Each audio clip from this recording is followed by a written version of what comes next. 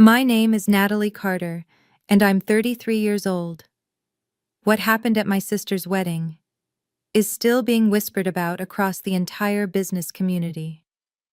Picture this: 300 guests inside a glittering ballroom, a live band, chandeliers, champagne, and then my mother's hand striking my face so hard that my diamond earring flew across the marble floor. Why? Because I refused to hand over the keys to my $3 million penthouse, right there, in the middle of her reception speech. But here's the part no one saw coming. An hour later, the CEO of one of the largest investment firms in Seattle walked through those ballroom doors, and my mother's scream could be heard 3 floors above. That man wasn't just any CEO. He owned 40% of my father's company, Carter and West Capital. And he had something very specific to say about what he had just witnessed on a live stream. Before I tell you about that party and the slap I got from my mom, please take a second to like and subscribe to this channel, only if you believe in stories of justice finally being served. And let me know where you're watching from and what time, because I actually read every comment. Now then, let me take you back to that morning. The morning I thought I was just attending my sister's perfect wedding. I arrived at the Evermont Grand Hotel at 8 a.m., 3 hours before the ceremony. The ballroom shimmered like something out of a bridal magazine. White roses, golden ribbons, every corner polished until it gleamed. Exactly what Isabella Carter had dreamed of since we were little girls.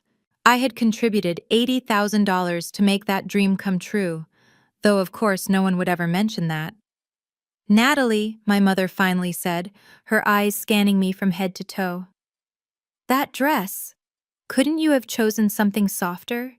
You look like you're walking into a board meeting, not your sister's wedding."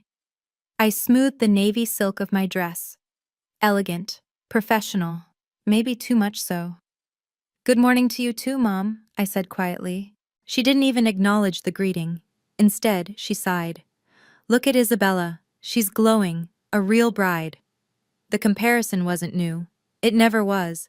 For 33 years, I'd been the daughter who was too ambitious, too independent, too masculine in her choices. Isabella was the princess. Sweet, traditional, everything our parents had ever wanted in a daughter. "Natalie, could you check the seating chart again?" my father called out from across the ballroom. "But don't rearrange anything this time, please." I bit my tongue. The seating plan was a disaster. Divorced couples placed side by side, rival business partners forced to share a table. But pointing that out would only make me difficult again. They didn't know, because I'd never told them, that I wasn't just some mid-level manager at a random firm. I was vice president of global development at Carter and West Capital, overseeing the entire Asia-Pacific expansion. But in this family, even that somehow counted as another failure. Too focused on work, too strong-willed, too much like the son they never had. "Of course, Dad," I said evenly, keeping my voice calm. "I'll make sure everything looks perfect for Isabella." "Family comes first, Natalie," he reminded me, appearing beside me as I straightened a crooked centerpiece. "You'll understand that when you finally settle down." "You'll understand once you have a family of your own," my father added. "When you finally settle down." It was a subtle jab, but it landed exactly where he wanted. At 33, my single status was treated as a failure far greater than any professional success could ever redeem. "Robert, leave her be," Aunt Marjorie said with a tone that sounded more entertained than defensive. "Not everyone is as lucky as Isabella, finding true love so young." I focused on the centerpiece again, letting their voices wash over me like background noise. Around us, relatives whispered their judgments behind crystal glasses and polite smiles. Still no ring on Natalie's hand. After all those years in the city, you'd think she'd meet someone by now. Poor Elaine. At least she'll have a grandchild soon, thanks to Isabella. From across the room, my cousin Kevin snorted. "Hey, Natalie," he called out loud enough for everyone to hear. "Maybe if you spent less time in boardrooms and more time in bedrooms, you'd have a family too."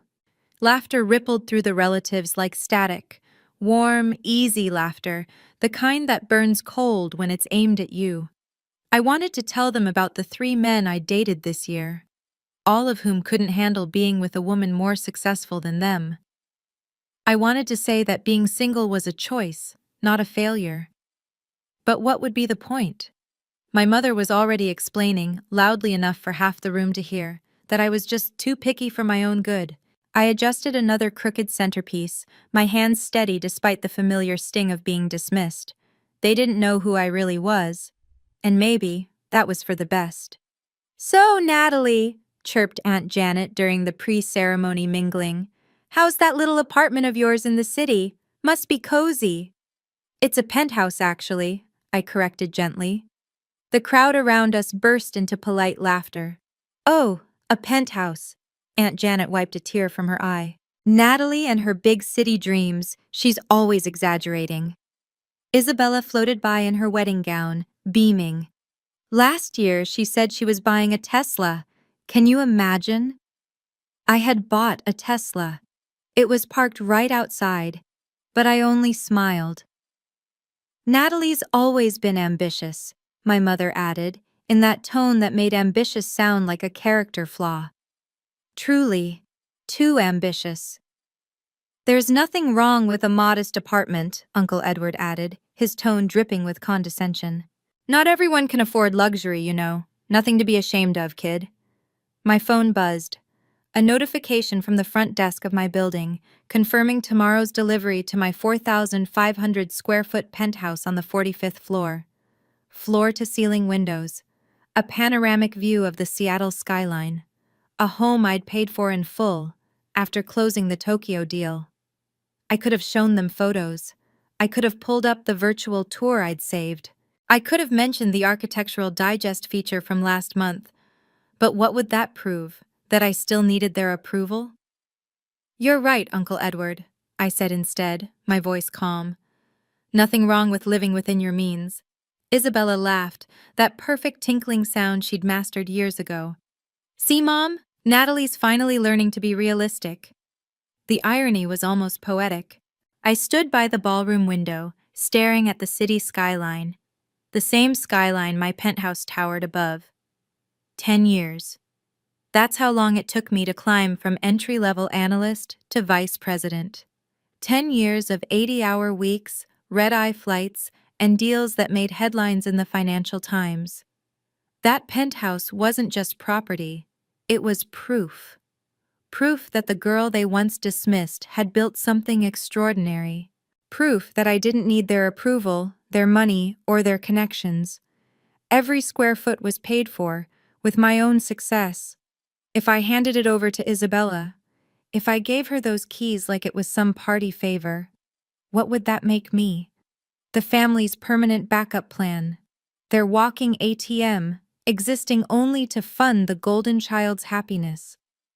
I thought about the nights I fell asleep at my desk, working on proposals that would bring in millions for the company. The promotions I'd earned while they planned engagement parties for Isabella. The respect I'd gained in boardrooms across 3 continents. None of it mattered here. To them, I was still just Natalie, too masculine, too career-focused, too difficult. And if I gave in now, if I surrendered the one thing that symbolized my independence, I'd be proving them right. Everything they believed about my place in this family would become true. My phone lit up with a message from my assistant, a photo, taken from my penthouse that very morning. The sun rising over Seattle, gold light spilling through those massive glass windows. She'd added a caption, "Your sanctuary awaits, ma'am." Sanctuary. That's exactly what it was. The one place where I wasn't someone's disappointing daughter or someone's overshadowed sister. It was where I was simply me, Natalie Carter, the woman who built something remarkable on her own. I couldn't give that up, not even for the illusion of family peace. Across the ballroom, I heard my mother's voice carry over the music. "Our Isabella," she said to a group of guests, glowing with pride. "She's everything a mother could ever hope for, so graceful, so giving." "You know, she volunteers at the children's hospital," my mother continued proudly, and she's going to make such a wonderful wife." The guests murmured their approval, all the proper, polite admiration expected in moments like these. She stood there glowing, reciting Isabella's list of virtues, her teaching degree, her perfect engagement, her charity work. Not once did my name touch her lips. 3 months earlier, when my father mentioned the wedding expenses, I'd quietly transferred $80,000 into their account. I'd used my connections to get the wedding featured in a prestigious bridal magazine, even arranged an upgraded honeymoon suite through my own hotel rewards. Invisible, that's what I was. The family ghost, summoned only when they needed something. "What a lovely family," someone said nearby. "You must be so proud of your daughters." "Oh, we are," my father replied, wrapping an arm around my mother. "Isabella makes us so happy," he said, daughters as if there were only one. I turned away, but then I heard his voice drop, soft, but not soft enough. "After the toast," he whispered to my mother, "we'll make the announcement about the penthouse." "Are you sure Natalie will agree?" she murmured back. "She won't have a choice. Not in front of everyone. She's too proud to make a scene at her sister's wedding." My blood ran cold. They planned this. It wasn't some generous surprise. It was a setup. A perfectly orchestrated ambush designed to corner me, using social pressure and family obligation as their weapons. And then my mother said it, the kind of cruelty that sounded casual but sliced straight through the chest. "She doesn't need a penthouse anyway," she murmured. "She doesn't even have a family to live in it." The words knocked the air out of me, but they also crystallized something inside. I wasn't going to play their game anymore. If you've ever felt invisible in your own family, as if your achievements only mattered when they fit someone else's story, I see you. Your success matters, even when they refuse to recognize it. What happened next changed everything, the moment a private family dynamic exploded into a public humiliation. Before we continue, don't forget to like and subscribe if you believe in setting boundaries, in choosing self-respect over family approval. And tell me where you're watching from. I love connecting with people who understand that sometimes the hardest battles we fight are with the ones who were supposed to love us most. The reception was in full swing when my father stood up, tapping his champagne glass with a spoon. The band fell silent. 300 guests turned toward him. "Before we continue celebrating," he began, his voice carrying through the microphone, "Evelyn and I want to give Isabella and Ethan something truly special." My stomach twisted. They were really doing it. "As you all know," he continued with a practiced smile, "family means everything to us. There's nothing we wouldn't do for our children's happiness." Children, plural. But his eyes were locked only on Isabella. "That's why we're so thrilled to announce that Natalie has graciously agreed to gift her Seattle penthouse to Isabella as a wedding present." The room erupted in applause. Isabella pressed a hand to her chest, pretending to be shocked, though the small smile tugging at her lips told me she'd known all along. Ethan wrapped his arm around her, beaming. "Oh my God, Natalie!" Isabella gushed into the microphone. "Are you serious? The penthouse?" And just like that, 300 pairs of eyes turned toward me. I froze, champagne glass in hand, mind spinning. They had orchestrated this moment perfectly.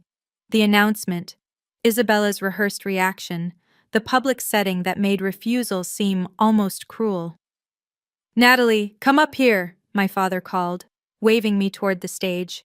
"Let's share this special family moment together." The applause continued. People smiled, nodded, some even wiped away tears at what they thought was a touching gesture. From where I stood, I could see my boss's wife at table 12, 3 major clients at table 8. My entire professional network scattered across the room, every one of them watching, waiting for me to smile and play the part of the generous sister. This wasn't just an ambush. It was a calculated assassination of my autonomy. I set my glass down, and slowly, I stood. The room went silent, the air thick with expectation. "I'm sorry, what?"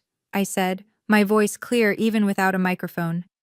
My father's smile faltered. The penthouse, sweetheart, he said gently, for Isabella and Ethan. This wasn't discussed with me, I said, my tone calm, measured, almost professional. A ripple of whispers spread through the crowd. My father's smile tightened, his face hardening beneath the ballroom lights. Don't be selfish on your sister's special day, he said, still holding the microphone, making sure everyone heard every word. Dad, this isn't appropriate, I replied, steady as glass. We can talk about this privately. There's nothing to talk about, he snapped. My mother snatched the microphone from his hand. It's a wedding gift. From the family, she declared. It's my property, I said simply. And I haven't agreed to anything. The whispers grew louder, fragments breaking through the hum. How could she do this? On her sister's wedding day? So selfish. Across the room, Isabella's eyes filled with perfectly timed tears. Natalie, she whispered into her mic, I just thought you wanted me to be happy. Your happiness doesn't require my home, I answered evenly. It's just real estate, she sniffled. Then you can buy your own, I said. A collective gasp rippled through the ballroom, sharp enough to cut glass. Someone at table 3 actually clutched her pearls. The wedding photographer kept clicking, his flash popping over and over, documenting every second of the disaster. Natalie, please, Ethan interjected, trying to sound like the peacemaker. We'll make sure it's well taken care of.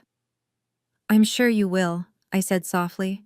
But the penthouse isn't available.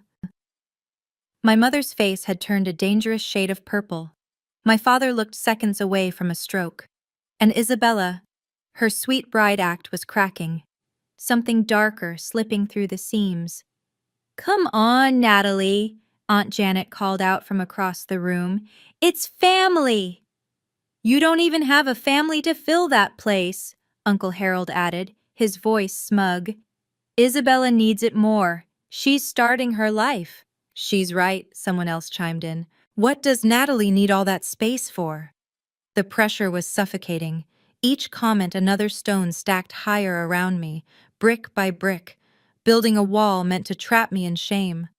Be reasonable, my cousin Colin shouted. Stop being so difficult. Don't be so difficult, Aunt Margaret chimed in. It's not like you can't afford another place. Then came her little dagger, sweetly coated in sarcasm. With that big, important job of yours. The tone, unmistakably mocking. They still didn't believe I'd actually made it. Even now, they thought the penthouse was luck or exaggeration, not the result of a decade of sacrifice and grit. You're generous to assume that, I said quietly, my voice calm, even as the storm inside me raged higher. But my finances aren't exactly a topic for public discussion. Everything with you is about money, my mother snapped, her voice cutting through the microphone, echoing across the ballroom like a slap in itself. My sister's happiness should matter more than property, my mother snapped. If Isabella's happiness depends on taking what's mine, I said evenly, then maybe that's something we should all think about. More gasps. Someone in the back actually booed. The photographer kept shooting, his camera flash strobing across the room, turning the chaos into a storm of frozen light.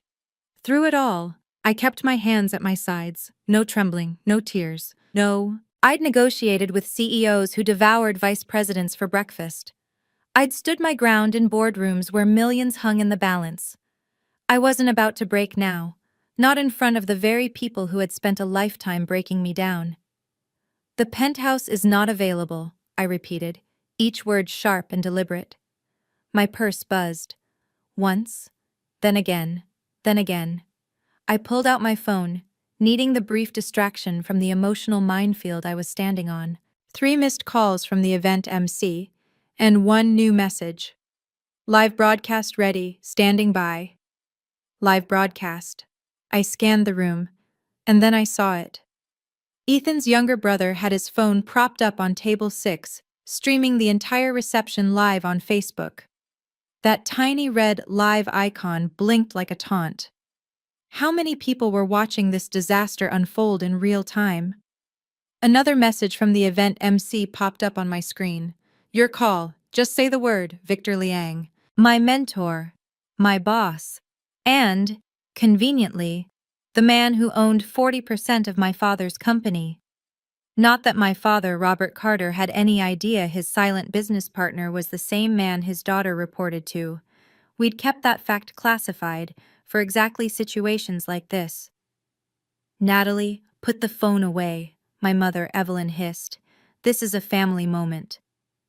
"Apparently it's also public entertainment," I said calmly, nodding toward the live stream setup. "The family is broadcasting this to the internet." Ethan's brother scrambled to grab his phone, but the damage was already done. Who knew how many people had just watched my parents try to publicly force me into surrendering my own home? "Wait for my signal," I texted Victor back, then slipped the phone into my purse. So dramatic. Isabella sighed into her mic, playing the perfect victim once again. All this chaos, over one piece of real estate, I thought. I actually believed my sister loved me enough to want me to start her marriage on a good note. The crowd sided with her, of course. Poor, sweet Isabella, rejected by her cold, selfish sister. But then I noticed something. My father kept checking his phone. And each time his face grew a shade paler. The live stream, it had consequences he hadn't anticipated. "Your wedding's trending," I whispered to Isabella. "Congratulations." Standing there, surrounded by judgmental eyes and shallow sympathies, a memory resurfaced. 6 months earlier. Victor Liang, my boss and mentor, had insisted on adding an unusual clause to the Penthouse purchase contract. "Trust me," he'd said, reviewing the paperwork. "It protects you from third-party interference, especially coercion from family members." I'd laughed back then. My family's difficult, not dangerous. But Victor, a man who'd built an empire from nothing, knew better. "If anyone tries to force you into transferring ownership," he explained, "that clause activates. The company holds first right of refusal and legal authority to intervene." The Penthouse had originally been a corporate asset, transferred to me as part of my executive compensation. Every document was airtight, every signature traceable. That clause wasn't just about property law, it was protection against exactly this kind of manipulation. The Penthouse had originally been a corporate asset, transferred to me as part of my executive compensation package. Every paper trail was flawless, every signature legal and binding. But that clause 15.3, I remembered it word for word. It granted Liang Global Investments the legal authority to intervene if anyone ever tried to coerce me into surrendering the property. It wasn't just about real estate law, it was about protection. For executives who'd been manipulated by the very families who thought they owned them. Victor had seen it too many times. Successful women forced to give up what they'd built to appease relatives who felt entitled to their success. "Natalie's always been stubborn," my father, Robert Carter, said to the crowd, trying to regain control of the chaos.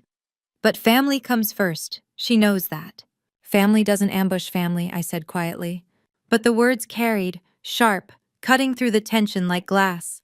The room fell completely silent. Even the waitstaff froze mid-step, trays trembling in their hands as they watched the spectacle unfold. And as I stood there, surrounded by polite horror and hidden judgment, my thoughts drifted to the documents locked in Victor's office safe. Papers that didn't just outline my Penthouse ownership, but the entire financial structure of Liang Global Investments itself. Those files in Victor's safe, they'd be very interesting to my father, if he ever discovered that his daughter was essentially the right hand of his silent business partner. Thank God for that clause. Victor had insisted on it. And then, my mother rose from the head table like a storm in pearls. Her gown shimmered under the chandeliers as she strode across the dance floor, microphone clutched so tightly her knuckles had turned bone white. "Natalie Carter," she declared, her voice slicing through the speakers, "you will not ruin this day. You will not humiliate this family." "I'm not the one making a scene, Mother," I said evenly. "We raised you better than this," she barked, closing the distance until she was barely a foot away. The vein in her temple throbbed with rage. "We gave you everything. We gave Isabella everything." "I earned what I have," I replied quietly. "I deserve it." "Ungrateful girl," she hissed under her breath, and then caught herself, remembering the audience. She straightened, pasted on that brittle, social smile. "Sweetheart," she cooed into the mic, Hand your sister the keys. It's such a small thing. No, the word hung between us, simple, steady, absolute. Her face twisted, disbelief giving way to fury, then humiliation. The entire ballroom held its breath. Are you really going to do this? My mother, Evelyn, hissed, lowering the mic for a brief, trembling moment. Or what? I asked softly. I'm curious, what exactly do you think will work this time? Her eyes flared. She lifted the microphone again, voice cracking through the speakers. Everyone, she said with a tight smile, my daughter seems to have forgotten what family means. Maybe you can all help remind her. A ripple of discomfort spread across the room. Some guests murmured support for Isabella, but others stayed silent, uneasy, sensing the line had been crossed. Give your sister the keys, she ordered, her voice dropping into a low, venomous whisper that still echoed through the mic. No, you selfish, ungrateful girl, she spat.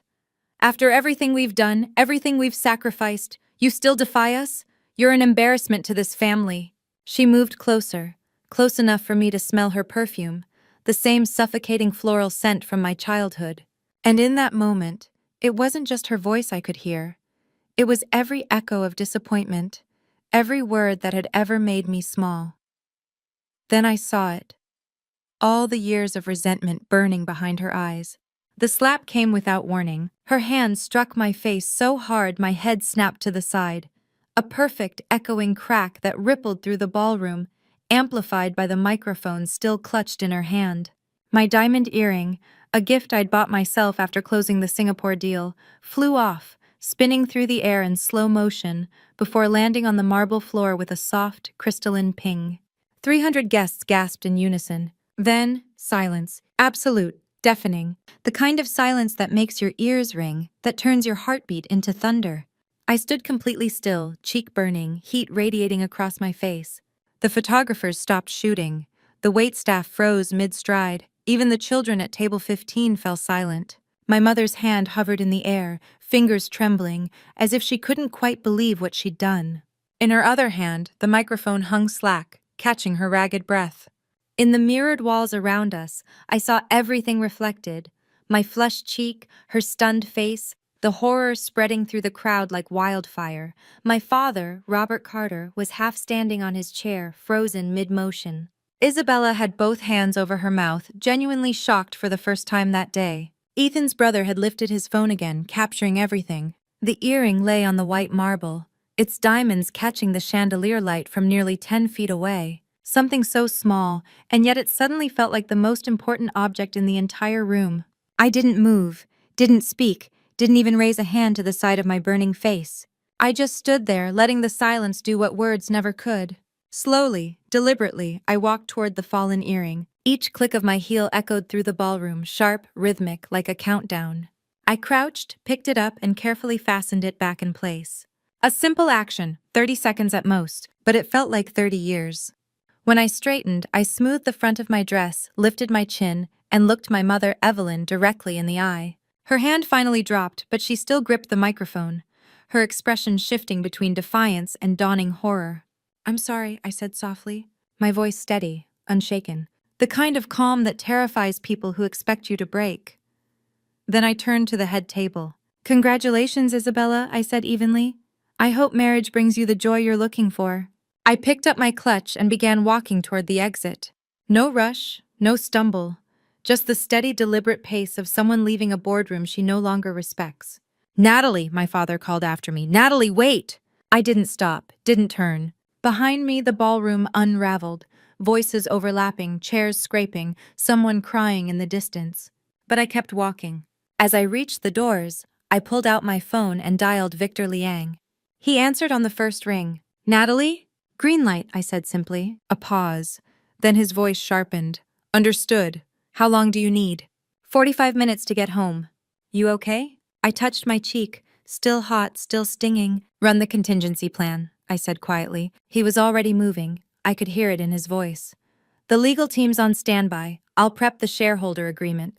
Good, I said. Make sure you bring the original, the one my father never actually read. There was a beat of silence. Then softly, Natalie, are you hurt? It's nothing, I murmured, stepping into the elevator. It won't heal, but it's nothing.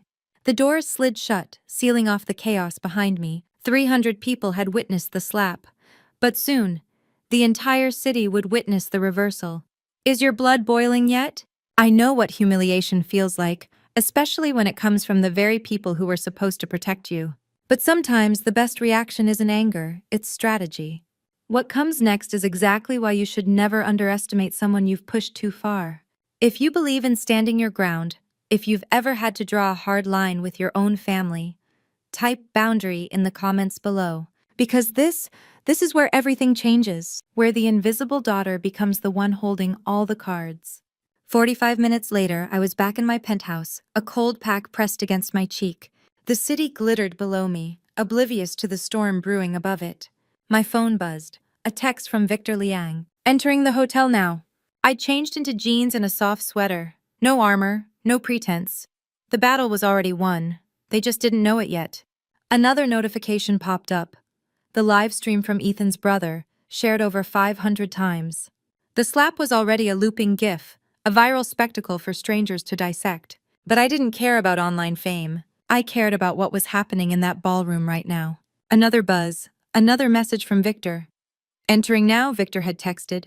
And then I could see it play out in my mind as clearly as if I were standing there. The grand doors of the ballroom swung open. Victor Liang, in a tailored Armani suit, walked in with that quiet, lethal confidence that made Fortune 500 executives step aside without a word. A $10,000 briefcase in one hand, two attorneys flanking him, each holding identical leather portfolios.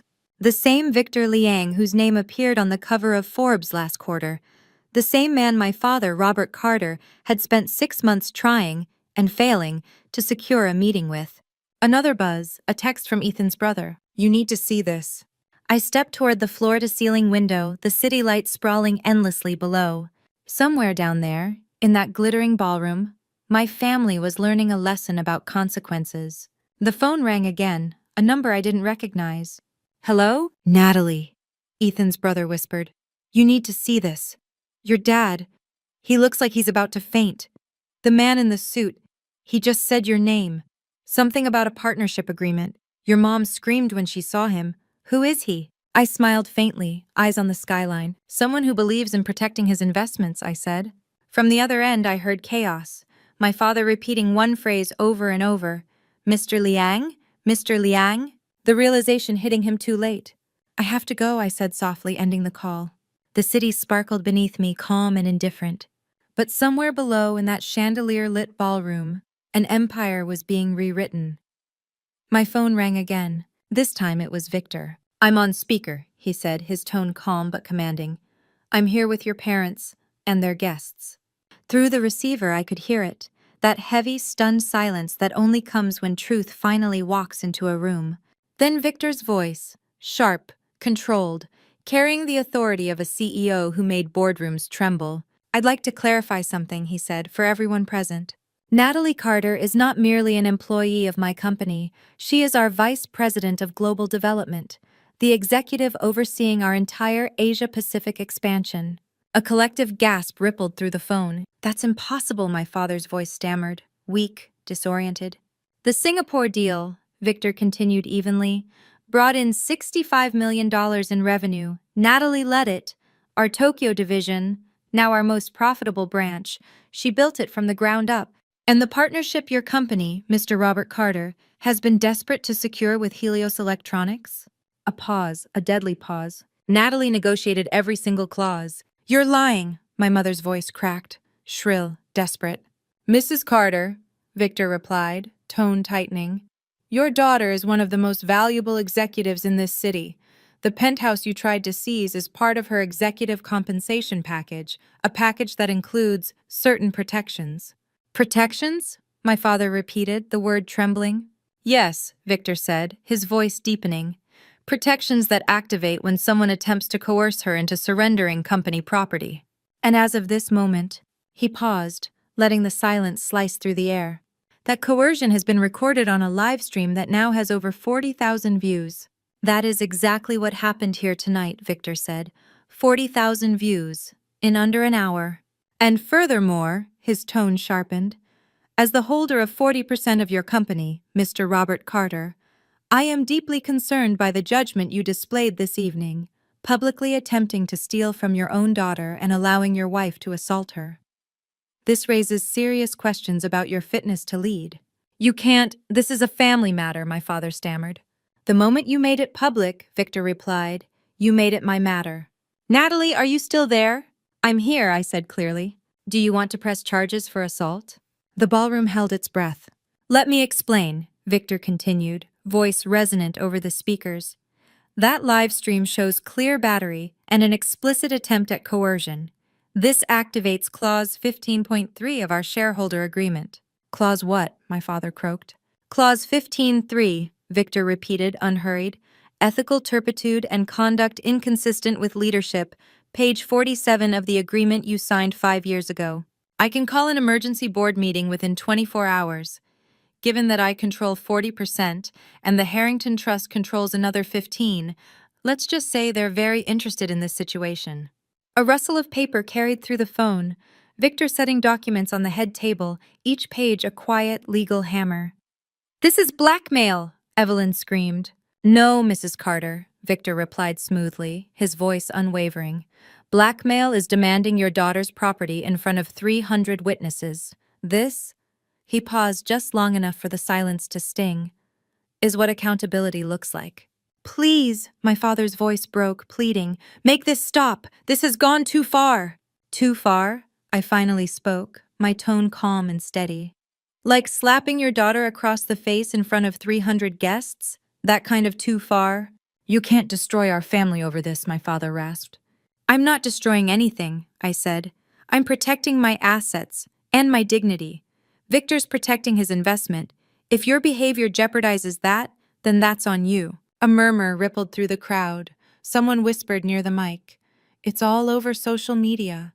Twitter, Facebook, even the local news. Victor's voice rose again, measured, controlled. Here's what's going to happen. Robert, you have 48 hours to issue a public apology to Natalie, a real one, not a PR stunt. You will acknowledge her professional achievements and her rightful ownership of her property. Evelyn, you will do the same and you will stay away from her, permanently. Or what? Evelyn demanded, voice trembling with fury. Or, Victor said, his tone still measured, I'll exercise my rights as majority shareholder. Your company relies on my capital for its expansion project, Robert. Without it, you'll be facing bankruptcy within 6 months. This is my daughter's wedding, Evelyn's voice broke into a shriek. You can't do this here. You're right, Victor replied smoothly. This isn't the time or the place, which is why I'm giving you 48 hours to fix it.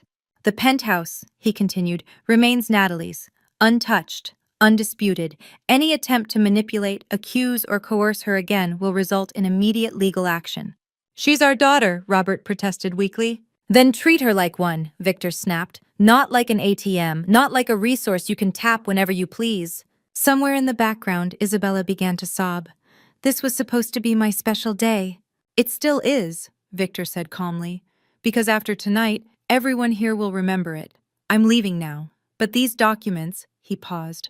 They stay with you, Robert. Read them, understand them, and remember, Natalie isn't alone. She has the full weight of Liang Global Investments behind her. Silence followed, heavy, suffocating, final. Then, softly, I heard Isabella's trembling voice. How could you do this to me? I didn't do anything to you, Isabella, I said. I simply refused to give you my home. Everything else, the announcement, the pressure, the slap, that was our parents' choice. I took a breath, steady, deliberate. The penthouse is mine, bought with my money, earned through my work. If you want one, I suggest you earn yours. You're cruel, Isabella cried. No, I said softly. I just stopped volunteering to be the family sacrifice.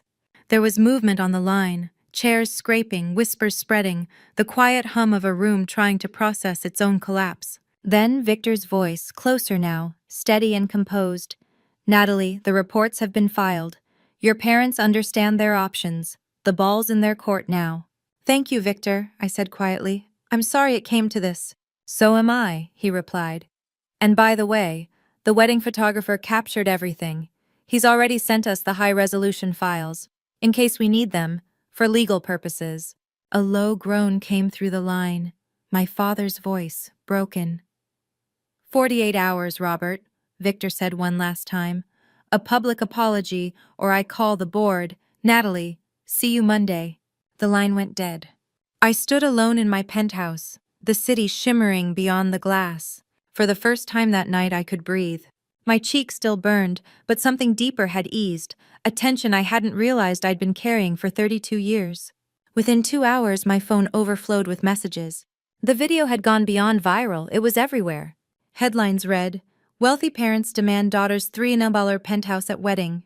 Trending across 3 platforms, Isabella had called 15 times. I didn't answer. My phone buzzed again. A message from my mother. "You've ruined everything. Your sister's wedding is in shambles. Guests are leaving. Are you happy now?" My father's message was shorter. "We need to talk. Please." But the most interesting texts came from people I hadn't expected. 3 of my father's biggest clients had seen the video. "Robert, I'm concerned about what I just watched. We need to discuss our contract." Jim Patterson, Patterson Industries. "This behavior is deeply troubling. My wife insists we reconsider our partnership." David Kim, Kim Electronics. "I don't do business with men who hit their daughters. The deal's off."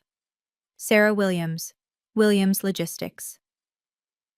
That last one, a $3 million annual contract, gone.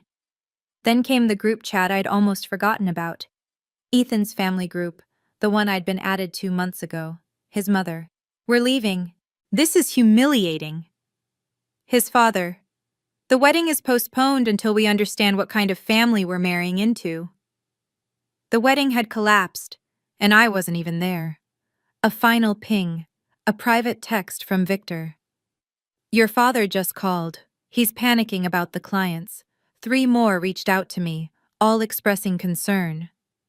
I stared at the city lights outside my window, feeling nothing but quiet clarity. Sometimes karma doesn't shout, it just broadcasts. Then came the most satisfying message of all, from someone who'd filmed everything. "Your mother fainted when she realized the CEO of Liang Global Investments was your boss. Like, actually fainted. They had to call an ambulance." I poured myself a glass of wine from the bottle I'd been saving for a special occasion. If standing up for myself wasn't special, then what was?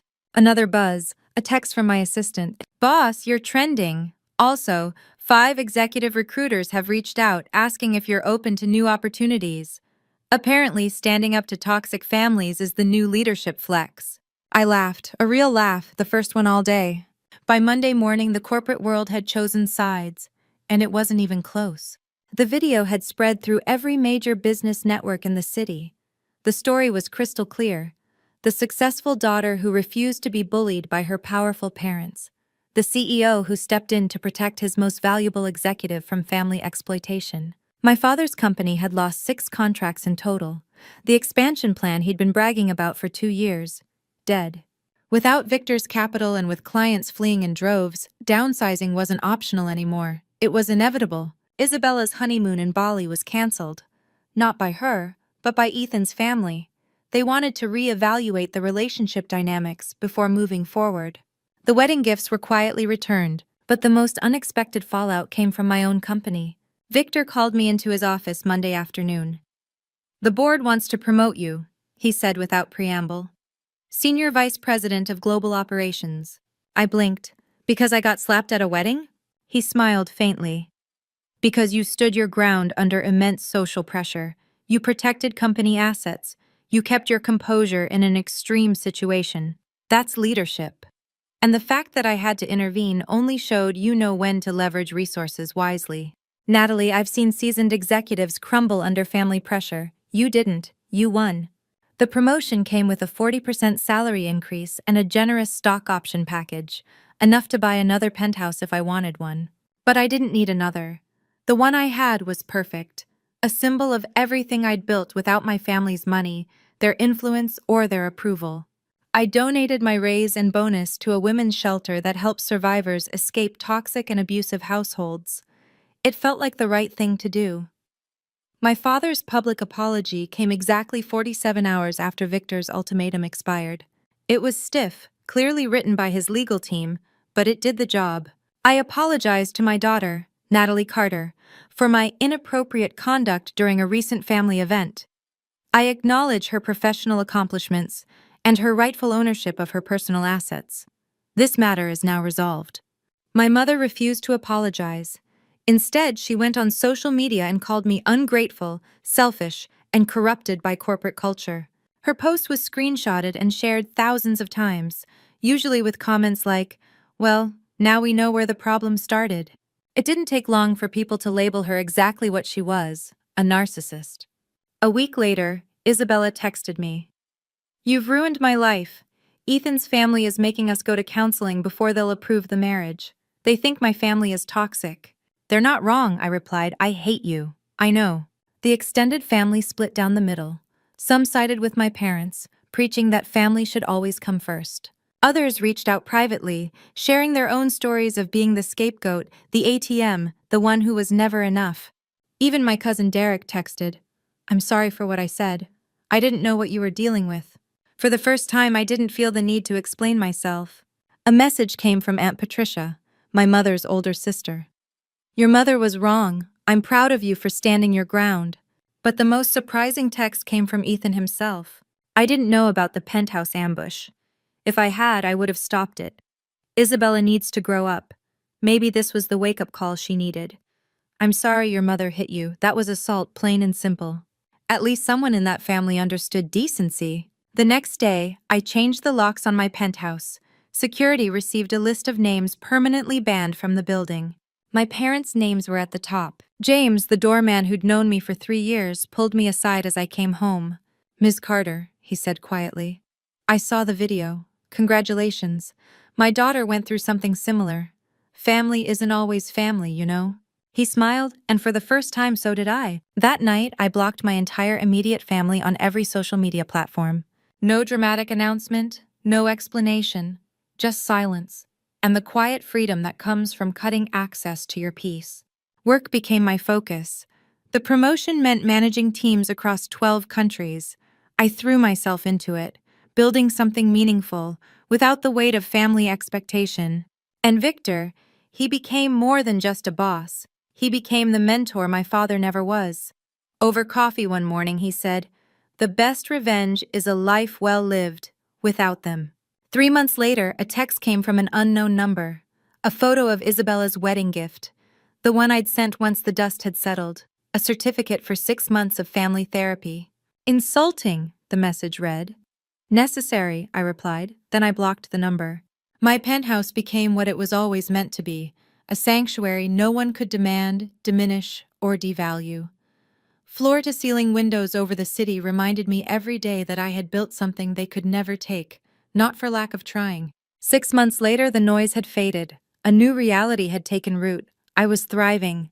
The senior vice president role led to a feature in Forbes 40 Under 40.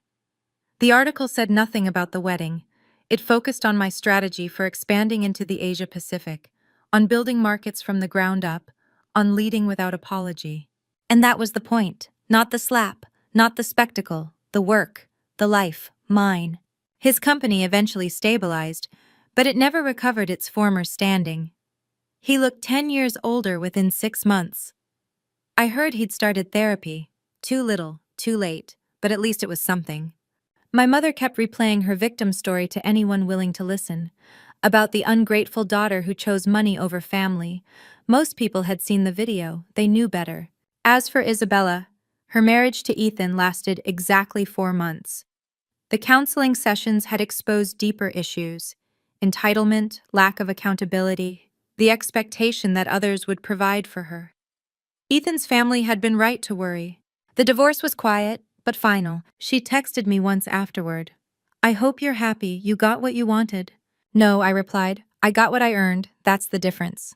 The family I found at Carter and West Capital became the real one, the kind that celebrated wins together, stood by each other through storms, and never once asked me to sacrifice my success for their comfort. Victor and his wife invited me to their family dinner. He had 2 daughters, both in college, and both told me they looked up to me. "You're proof that we never have to shrink ourselves for anyone," one of them said. And she was right. That meant more than any approval my blood relatives could ever give. So, here's what I learned from that wedding night disaster. Blood doesn't make a family. Respect does. Success isn't something you owe to people who never supported your journey. And sometimes the strongest thing you can say to a toxic family is nothing at all. My penthouse is still mine. Every morning, I watch the sunrise through those floor-to-ceiling windows, coffee in hand, grateful for the peace I fought to protect. It's not just a property, it's proof that I chose myself when everyone expected me to choose them. If you're struggling with a family that demands more than they give, people who claim your victories as their own, or expect you to burn yourself to keep them warm, remember this. Your boundaries matter. Your success is yours, and your peace is worth more than their approval. You don't owe anyone the fruits of your hard-won growth just because you share DNA. You never have to accept disrespect in the name of keeping the family peace. And you certainly never have to endure abuse, emotional or physical, to be considered a good daughter. Because the truth is, a good daughter doesn't destroy herself to make others comfortable. She learns to stand tall and live free. Just like that slap, or the years of being treated as less than, freedom came at a price. I lost my blood family, but what I gained was worth it. Self-respect, genuine connections, a life built on my own terms. Your story might look different, but the principle is the same. You deserve to be celebrated, not tolerated. Choose the people who choose you, not only when they need something, but always. So ask yourself, what boundaries do you need? What will you do today to protect them? Thank you for listening to my story. If you've ever had to choose between family approval and self-respect, you're not alone. Drop the word boundary in the comments if you believe in protecting yourself from toxic family patterns. Share this story with someone who needs to hear that choosing yourself is not selfish, it's survival.